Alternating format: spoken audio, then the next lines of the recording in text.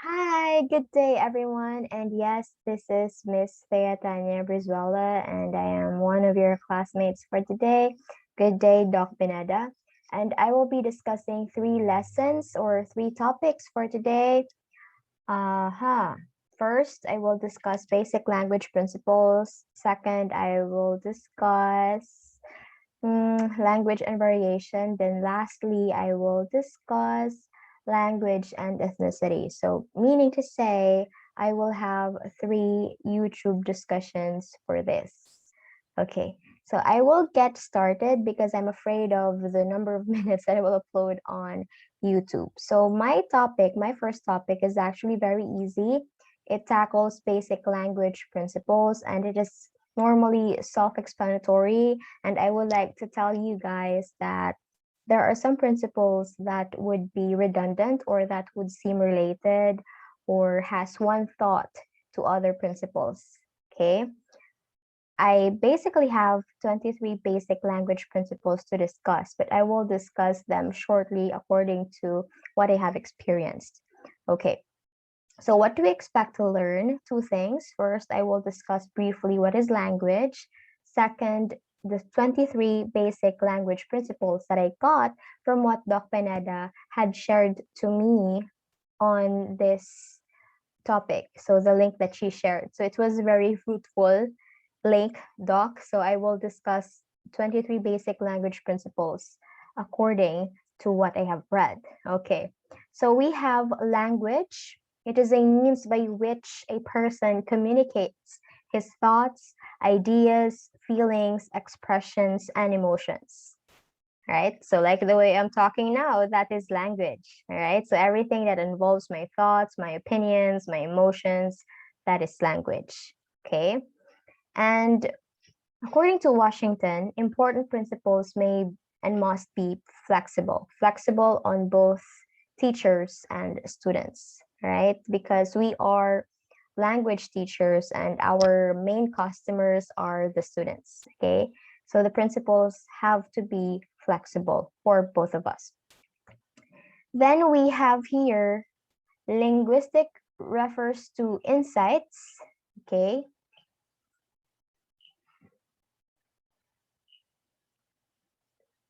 About language, and when these insights are used to language teaching, it becomes linguistic principles. So these insights are actually what the proponents or other researchers would say that would make up to the linguistic principles that we have to know. Okay, linguistic principles are very important for us English teachers. Okay. Then we have the first principle. Let's dive right into it.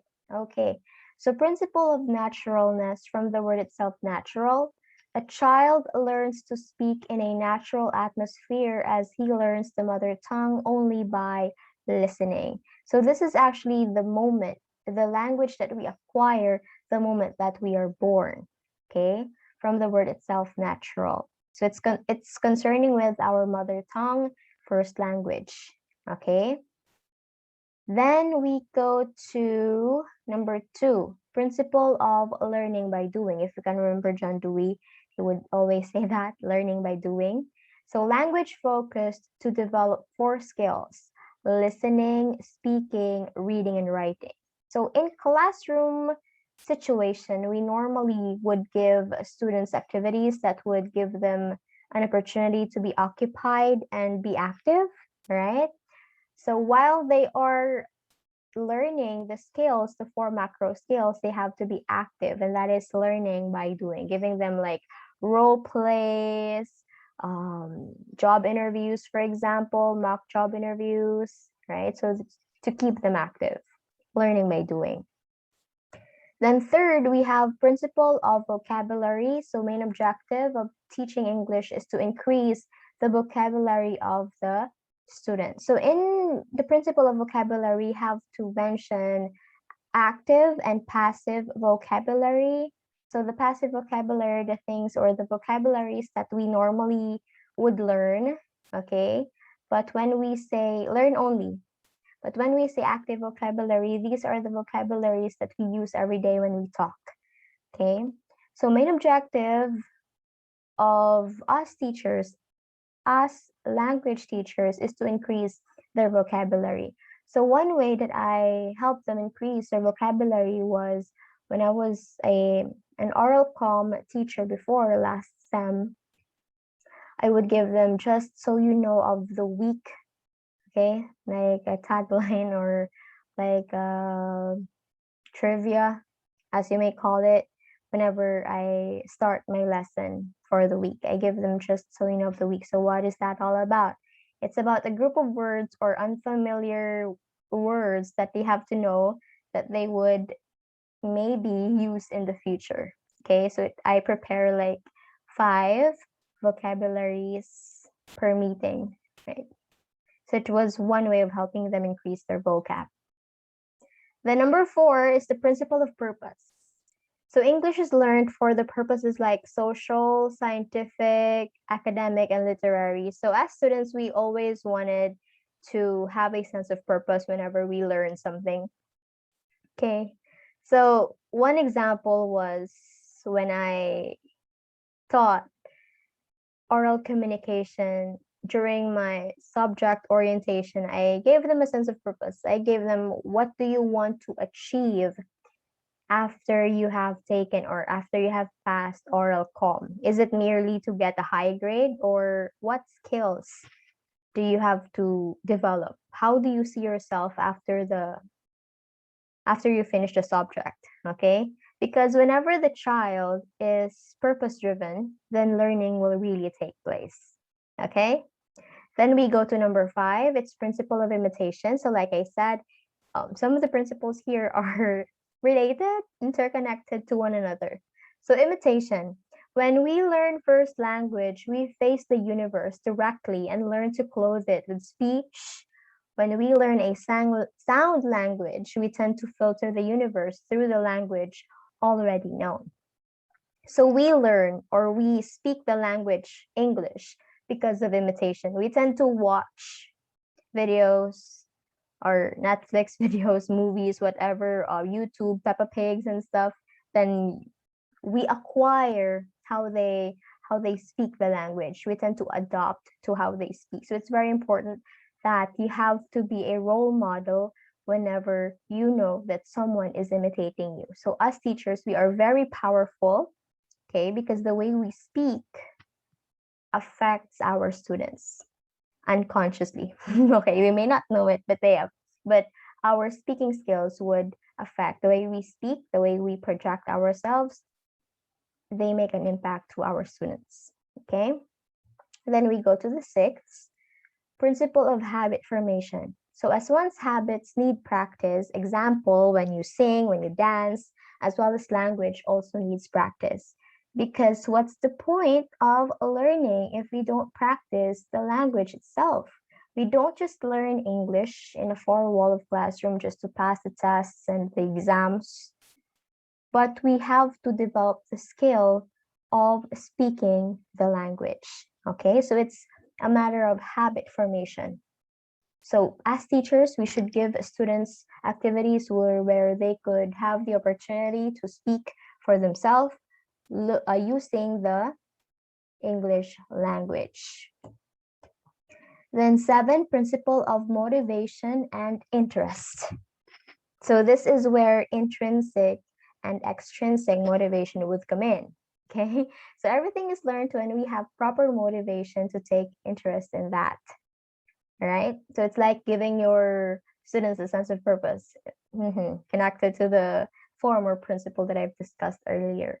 So yes, intrinsic, we know that it means your inner self-drive, okay, your desires. Then when we say extrinsic, these are the environmental factors or the outside factors that would affect your motivation, okay? So it's very important. And sometimes when we have the inner self-drive and when we are surrounded by people who don't inspire us, it would take a toll on us. But it's more of like prioritizing what would be beneficial to you, okay, as a person. And we have to reiterate that to our students, okay? Then we go to principle of practice. So the perfection in the language comes only by practice. Okay. So normally the only opportunity that our students could speak was or when we have our classes with them. Okay. And other subjects, they don't actually use the English language as the medium on how they communicate, but more or less just like that. In our classes only, English classes only, because maybe they are shy to speak the language when they are at home, when they are outside talking with friends. Okay. So it's very important to tell our students that practice is the key to master the language. Then we go to principle of context and situation. Language is being taught to enable the learners to make use of the words in their day-to-day life and its situations. So this is where locality and contextuality would come in. So for example, if you are a teacher in a rural area where your students would normally see carabaos, farm, like those stuff, then when you give examples to your students, you have to give them examples where they could relate. That is using what they see or what they do from day-to-day basis. Same thing goes when you are teaching in an urban area. Okay. Again, day-to-day life and situations. Give them examples, give them teaching that where they could actually relate. Number 10, principle of mutuality, from the word mutual. A language is fruitful if there is a mutual bond between the teacher and the learner, because the teaching and learning process would not be successful if there is only teacher. Okay, it has to go both ways. Teacher and students must cooperate in order for learning to take place. Okay. Then we have number 11, principle of accuracy. So wrong habits to pronounce, spell, and write becomes difficult to get rid of. This is actually one of the problems that I see nowadays with my students, because normally, for example, the word record and record. So record is a noun, record is a verb. So they got used to pronouncing the record, same thing. If it's a noun or a verb, they use record, okay, as their pronunciation. So whenever they use record as a verb, that is record, they would pronounce it as record. So mom, Miss Tanya would want to record our grades. So they get used to it, okay? So it's a no-no. As a language teacher, we must give our students a sense of accuracy. All right. Then number 12, principle of pupils' activity. So a learner should remain active, not passive, connected to learning by doing. Okay. So keep them active, give them role playing, debates, oration and stuff where they could really enhance their speaking skills. Okay. And not just be passive, because it does not work that way. Again, learning has, or it's a habit formation, okay, and it has to have practice. Then 13, principle of balanced approach. So there must be proper balance between the language aspects while teaching English. So let's say, for example, your lesson is on speech contexts. Okay, so speech context should be divided into 4 macro skills. So you have to give opportunity to your students to listen, read, speak, and write. Okay, it has to be balanced. 14, principle of mother tongue connected with principle of naturalness, a child, or principle of imitation.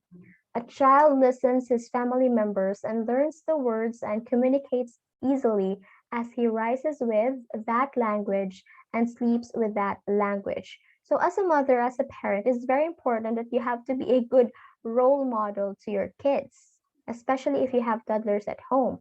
Whenever you speak to them, they would acquire, or they would repeat what you have just said. So for example, I asked my son, how are you feeling? He would say, how are you feeling? Even though he couldn't pronounce every word correctly, but he would imitate what I just said.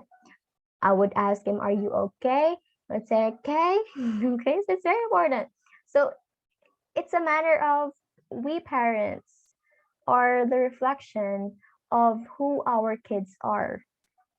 So by the time that your children would grow up, and some people would say, oh, your kid is very rude, he's saying these bad things, then that reflects us as parents. We admit it or not, it's true. That reflects us as parents. Okay, so we have to teach our kids very well the right things. Then number 15, principle of oral approach. So first, child learns speaking after listening the language. Then he goes to reading and writing it. Yes, it is a step-by-step process. Kids, whenever they are overwhelmed with information overload, they don't want to learn when that happens. Okay? It is very important that we have to take it slowly, step by step. We have to start first to listening, then give them opportunity to speak, then that's the time they read, then that's the time they write. Okay. Then we go to number 16, that is principle of adopting multiple line approach. So what is multiple line approach? To learn a foreign language from all its sides, whether it is communicative, functioning, or behavioral. So this would actually normally occur when we are teaching Korean students. They wanted to learn English, for example. They wanted to learn specifically on conversational English. So as language teacher, when we see that the students are good already when it comes to conversational English, so that is when we touch other lines, like we can touch function aspects or behavioral aspects of the language, okay? So that is adopting multiple line approach. The number 17, principle of proper order. So a language aims at the development of all the four skills: listening, speaking, reading, and writing. But right now, we have 5 skills, 5 macro skills. It was 5 now because of viewing. Viewing is added. Okay. So like I said, it has to be a step-by-step process, proper order. We have first to listen, speak, read, and write. Then there goes viewing. Okay. Then 18, principle of selection. The language should be selected according to its frequency, teaching ability, usefulness, and etc. It's like using or choosing the language based on who we are talking to. So if we are talking to 0 to 4 years old, then our language or the way we communicate should be very basic. Okay? So it's a matter of age group. So when we talk to teenagers, it's like a bit of a formal because they would understand um complex words, some complex words already and those stuff. Okay? So that's principle of selection. Okay? So we don't use highfalutin words to toddlers. Okay, you use simple words already so that we would understand each other. Okay. Then we go to number 19, principle of gradation. So teachers should select the base step which will be beneficial for the further study of language. So as teachers, we sometimes develop or we sometimes discover language problems, okay, that we wanted to have a research on, especially if we are taking, yeah, right now we are taking masters and we wanted to proceed with our doctorate degree. We tend to see problems as an opportunity as our research topic. So it's very important. Like for example, in online distance learning, what problem in English do you actually see? It's when students will not speak on microphone because they have anxiety and stuff like that. So they normally would just type in their answers through the meeting chat, okay? So that's gradation, like learning the base step for further study. Excuse me.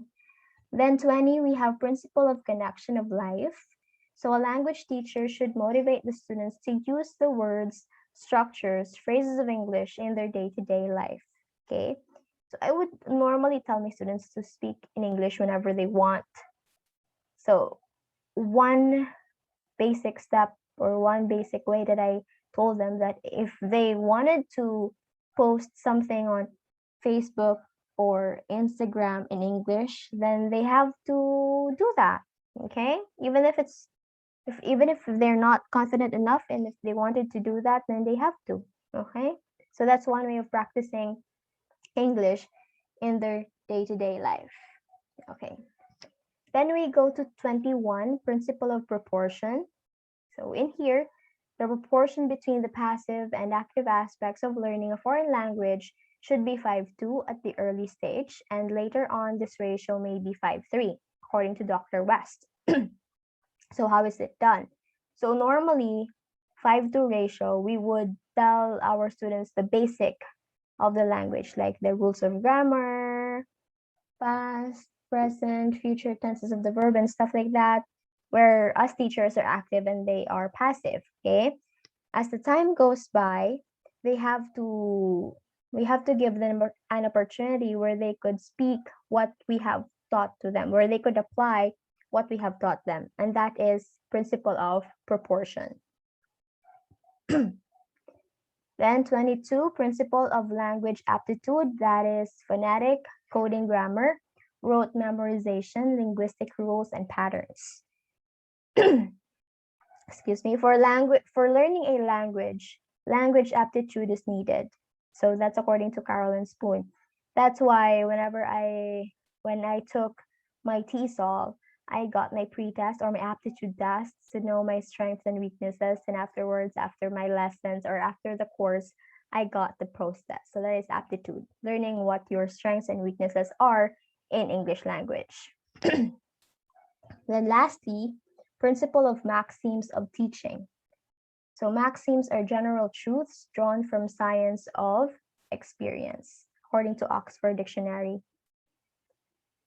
So when we give our students real life learnings, okay, when we give them experiences that we teachers experience, okay, when we give them life lessons, so that is maxims of teaching. And I guess that ends my first report, and I will see you on my second report. I hope that you have learned a lot. See you. Bye.